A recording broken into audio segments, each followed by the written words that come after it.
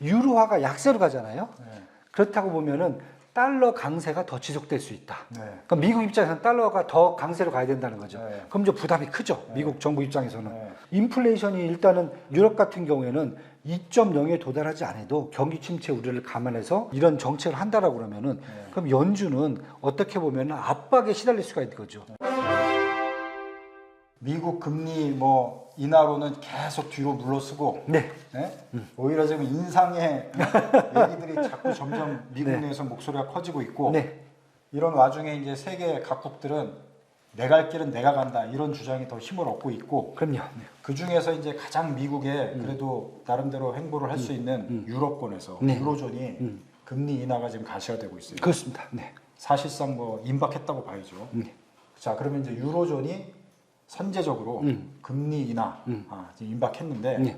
이 유로존의 금리 인하 그 방향 이거는 어떻게 해서 지금 비롯된 건지 네. 어떻게 전개될지 좀 얘기를 해주시죠. 일단은 6월 6일이죠. 6월 6일 날 이제 통화정책 회의가 있어요. 여기서 기준금리 내릴 가능성이 거의 90%다. 그러니까 그 유럽 중앙은행 그렇죠. 22에서 네. 22에서 이미 이제 지난주죠. 지난주 22일 날 이제 라가르드 이제 ECB 총재가 얘기를 했어요. 유로존의 소비자 물가 상승세가 상당 부분 억제된 만큼 6월 이사회에서 기준금리를 내릴 가능성이 높다라고 이미 발표했어요. 네. 그리고 추가적으로 인플레이션 목표치인 2%를 이거 참 총재가 오래 하는 것 같아요. 그럼요. 한번 하면은 이게 네? 정치력이 장난 아니죠. 상당히 오래 하는 것 같아요. 그죠. 한 2%를 달성할 수 있다는 자신감을 준다면은 금리 인하에 나설 가능성이 높다라고 밝혔어요. 근데 이분만 이렇게 얘기했으면은 아마 이제 리더십이 좀 약간 이제 얘기가 나올 수도 있어요. 그런데 올리 렌이라는 ECB 집행위원이 있어요. 겸 핀란드 중앙은행 총재도 인플레이션은 지속적으로 2% 목표에 수렴하고 있다며 6월 기준금리 인하를 시사를 했어요. 동시에 필립 레인이라는 ECB 수석 이코노미스트도 그 이날 인터뷰에서 6월에 기준금리 인하, 연말까지 한 차례 더 기준금리 인하가 가능하다고 밝혔어요. 그래서 내부적으로 내용이 정리된 것으로 보입니다. 그래서 자기들끼리 이제 컨센서스가 있는 상황이라고 봐야겠죠. 예, 그러니까 이제 각각 다른 사람들이 얘기를 하니까. 네, 그리고 먼저 이제 라가르드 총재가 앞서서 미리 얘기를 하는 거죠. 그리고 나서 나머지 위원들이 이제 추가적으로 부연 설명이 들어오는 거예요.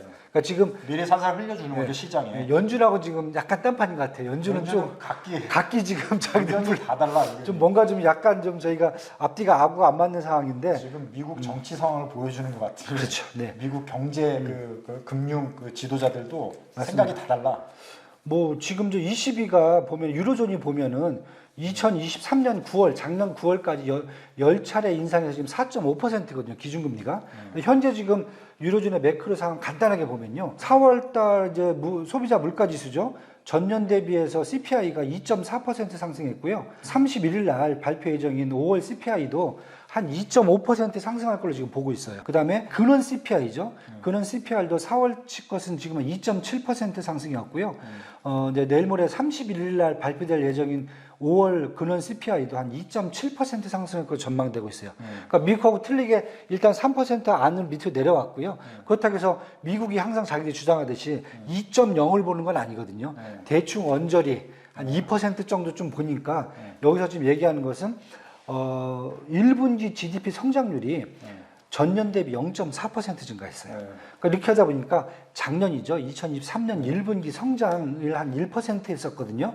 그 이후에 지속적으로 지금 성장률이 떨어지고 있어요. 그러니까 쉽게 얘기해서 기준금리 인하가 인플레이션이 충분히 안정화됐다기보다는 경기도나 경기 침체에 대한 대응책이 먼저 우선시 지금 보고 있다. 그러니까요. 유럽은 나름대로 그런 상황을 뭐 자신들은 자신감 있게 이걸 하는 거죠. 그렇죠, 맞습니다. 우리 상황 이러니 우리는 하겠다. 우리 갈 길을 간다 이거죠. 그러니까 이제 한국도 이런 거를 좀 참고해야 되겠다는 저는 그런 의견을 갖고 그렇죠. 있거든요. 네. 일단 본다면 이제 3월달에 스위스 유럽중앙은행이 스위스 이제 중앙은행이죠. 기준금리 여기 내렸어요. 1.5%로 내렸고 스웨덴 국립은행도 5월 8일날 기준금리 이미 내렸어요. 그러니까 주변에서 먼저 내리고 있고 이제 유로존은 우리 차례다. 이렇게 할 수 있는 뭐 리즈닝까지 다 돼 있는 상태이기 때문에 예, 이렇게 된다면은 지금 시장에서는 6월 6일날 통화정책 회의에서 25bp 한번 인하를 하고 9월달하고 12월달에 추가적으로 2번을 더 내릴 거다.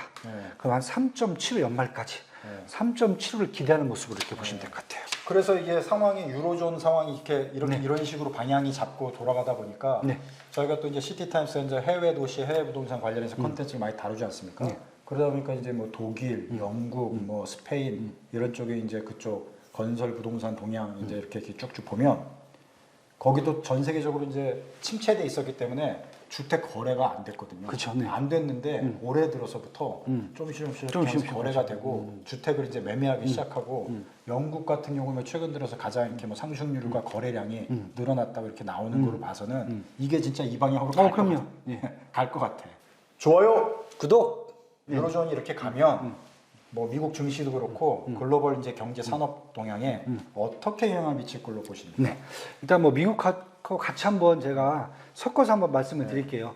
그러니까 유럽 중앙은행이죠. ECB가 금리를 이제 조절했을 경우에 본인들이 기대하는 효과는 두 가지예요. 하나는 뭐냐면 환율, 또 하나는 이제 정부가 발행할 수 있는 국채 금리 두 가지를 가장 크게 보거든요. 네. 물론 이제 뭐 소비자들의 어떤 뭐 소비 확대도 볼 수 있는데 정책적 차원에서 본다면 두 가지가 가장 큰데 환율은 일단은 독일하고 프랑스가 사실은 기대가 커요. 왜냐하면은 금리를 내림으로써 달러 대비해서 유로화의 가치가 하락할 수가 있거든요. 네. 그러면은 독일이라든지 프랑스 같은 경우는 수출을 증대할 수 있는 요지가 큽니다.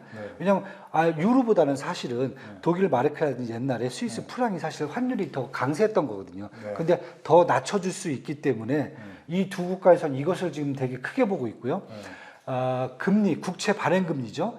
그러니까 약간 이제 유로존에서도 한 19개 멤버가 있는데 약간 밑에 쪽에 있는 팀들, 뭐 스페인이 아니라 이태리, 아일랜드 같은 경우에는 환율보다는 사실은 낮은 금리로 국채를 발행할 수 있다. 그러니까 쉽게 해서 재정을 확대할 수 있는 여지가 커지거든요. 요거 지금 노리고 있거든요. 그래서 이렇게 지금 본다 그러면은 결국 시장에서 미치는 영향은 일단은 유로화가 약세로 가잖아요. 그렇다고 보면은 달러 강세가 더 지속될 수 있다. 그럼 미국 입장에서는 달러가 더 강세로 가야 된다는 거죠. 그럼 이제 부담이 크죠. 미국 정부 입장에서는. 인플레이션이 일단은 유럽 같은 경우에는 2.0에 도달하지 않아도 경기 침체 우려를 감안해서 이런 정책을 한다라고 그러면은 그럼 연준은 어떻게 보면은 압박에 시달릴 수가 있는 거죠. 이미 다른 국가들은 지금 스태그플레이션을 피하기 위해서 이렇게 나오고 있는데 잘못하다가 연준이 지난번과 마찬가지로 금리를 내릴 수 있는 시기를 놓칠 수 있다. 이런 압박이 시달릴 수가 있습니다. 그러니까 예를 들면 1980년대 볼커 룰이 있었잖아요. 볼커 총재가 거의 금리를 10몇 %까지 올렸어요. 인플레이션 잡겠다고. 그리고 경기 다 망쳤잖아요. 그 악몽이 다시 떠오르고 있다라고 자꾸 시장에서 얘기가 되고 있어요. 그렇다고 보면은 유로존이 먼저 이렇게 내린다는 것은 압박을 가할 수 있다. 그리고 달러 강세를 계속 압박하기 때문에 미국 입장에서는 좋은 상황이 아니다가 되는 거죠. 두 번째는 아까 말씀드렸듯이 만약에 금리가 내려서 미국 유로존 내 유로 국채들이 가격이 올라가고 이제 금리가 떨어지잖아요. 이렇게 됐을 경우에는 동시에 미국이 발행한 미국 국채들 수익률은 하락하고 가격도 같이 동조화돼야 돼요, 사실. 그래야 이게 시장이 맞거든요. 그러면은 기준금리는 개적 5.5%인데 시장에서 예를 들면 10년물 국채 수익률이 지금 4.6%거든요. 한 1% 갭이 있어요. 근데 이게 더 떨어져 버려요. 유로의 영향을 받아서 이렇게 돼서 금리차가 더 시장하고 기준금리하고 차이가 생기면은 연준 입장에서는 시장에 대한 압박을 견디기가 쉽지가 않다는 거죠. 이렇게 좀 보셔야 될 것 같아요. 그래서 저는 이렇게 됐을 경우에는 미국 연준이 아마 이제 6월 12일에 또 이제 저희 정책 회의가 있거든요. 연준의 위원들이 이번에 어떻게 또 나올지 그걸 한번 지켜봐야 될 것 같아요. 일단은 뭐 6월에 금리 인하가 되지는 않을 것 같고 확률적으로 확률적으로는 거의 없어요. 근데 이제 앞으로 이제 방향성에 있어서 연준의 연준 그 위원들이 그렇죠. 9월 금리 인하로 갈 것인가 아니면 물 건너 갈 것인가 이게 이제 관전 포인트잖아요. 사실 유로존을 본다면은 9월도 늦어요. 자, 그래서 이제 지금 그런 상황이에요. 지금 현재 유로존의 상황, 그 이박의 이제 그 견해로는 머뭇거리는 연준을 금리 인하로 촉발시키는 그렇죠, 유로존의 어떤 원포인트 레슨이 될 수 있다. 그래 될 수가 있겠죠. 왜냐하면 이렇게 됐을 경우에 미국이 안 내리고 버티면은 유로존은 환율도 약세로 끌고 갈 수 있고 그다음에 전반적인 국채 발행 수익률도 더 낮출 수 있다 그러면은 유로존은 미국에 대해서 상대적으로 뭐랄까 땡큐한 이런 일이 발생할 수가 있거든요. 지금 연준이 약간 그 금리 인상 쪽 뭐 이런 목소리 계속 또 많이 나오다 보니까 네. 한국의 금통위도 다시 들어갔어요. 네. 총재도 쏙 들어갔어요. 네. 지금 뭐 상당히 보수적으로 들어갔어요. 네. 그러다 보니까 이게 한국이나 이제 미국 같은 경우는 너무 지금 이제 금리 쪽에 있어서 그렇죠. 인하에 대한 두려움이 지금 갖고 있는 머뭇거리는 그런 상황인데 유로존이 이제 선제적으로 나서면서 향후 또 어떻게 영향을 미칠지 시장에 또 이제 어떤 또 파장이 일지는 지켜보시면서 보시면 되지 않을까. 결론적으로 뭐 일단은 유로존이 쏘아올린 공, 네. 금리나 있거나 뭐 이렇게 볼 수 있겠네요. 그렇죠. 그리고 일단은 혜택은 먼저 유로존에 갈 것 같고 그래서 유럽 경기가 지금 엄청 침체가 돼 있는데 거기에 하나의 모멘텀으로 작용하지 않을까. 네. 반면에 미국 여기에 압박을 느껴서 지금 스탠스를 다시 재조정해야 되는 타이밍이 오지 않았나. 네. 네, 이렇게 지금 보여집니다. 네, 알겠습니다. 자, 시장의 여러 가지 변수들 그리고 주요 업종 종목들 동향 계속해서 진단해 드리도록 하겠습니다. 유익하셨다면 좋아요, 구독 부탁드리겠습니다. 자, 오늘도 그래너리 투자자문 유한수 대표 수고해 주셨고요. 시청해 주셔서 고맙습니다.